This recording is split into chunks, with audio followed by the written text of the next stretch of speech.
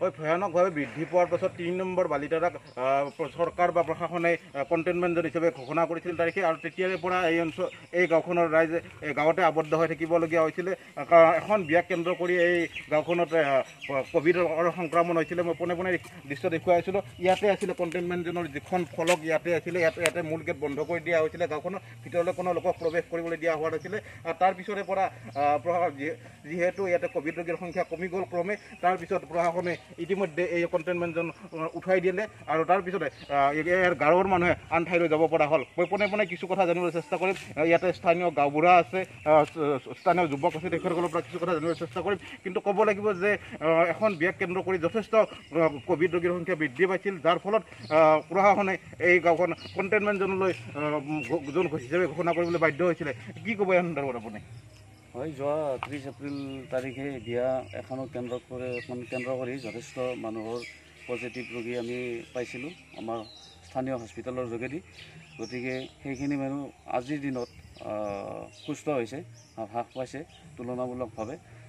সেয়েহে containment zone কৰিছিল ঠাইটুকুৰা, কিন্তু আজি যোৱাকালি এইটো খুলি দিয়া হৈছে। কিন্তু খুলি দিয়া হৈছে যদিও মই সকলো ৰাইজকে অনুৰোধ কৰিছোঁ যাতে তেওঁলোকে ক'ভিড প্ৰট'কল যিখিনি আছে সেইখিনি যাতে তেওঁলোকে মানি চলে, সেইটো মই সকলোকে অনুৰোধ কৰিছোঁ। কেনেকুৱা সংক্ৰমণ হৈছিলে এইটো?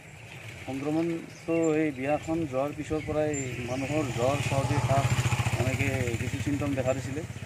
সেনেকৈ হৈছিলে, আৰু মানুহখিনি হয়তো গম পোৱা নাছিল বা কেনেকৈ চলিব লাগে। মানুহখিনি ঘৰৰ ভিতৰত থকা নাছিল, সেনেকৈ হয়তো লগ হৈ আছিলে, সেনেকৈ সংক্ৰমণটো হৈছিলে। হয়, নিশ্চিতভাৱে ক'ব লাগিব যে এখন বিয়াৰ পৰা সংক্ৰমণ হৈছিলে এই ক'ভিড ৰোগ, আৰু ক'ভিড ৰোগৰ সংখ্যা প্ৰথম অৱস্থাত যদিও মানুহখিনি সচেতন হোৱা নাছিলে, পিছত সচেতন হোৱাৰ পিছত ক্ৰমে ক'ভিড ৰোগীৰ সংখ্যা কমিবলৈ ধৰে, যাৰ ফলত প্ৰশাসনে বা স্বাস্থ্য বিভাগে যি কণ্টেইনমেণ্ট জ'ন কৰা হৈছিলে কণ্টেইনমেণ্ট জ'ন উঠাই দিবলৈ বাধ্য হয়। মই পোনে পোনে এজন যুৱক আছে, স্থানীয় যুৱক, তেওঁৰ পৰা কিছু কথা জানিবলৈ চেষ্টা কৰিম। কি ক'বা এই মুহূৰ্তত? হয়, ধন্যবাদ। প্ৰথমতে আমি প্ৰশাসনক ধন্যবাদ দিব লাগিব।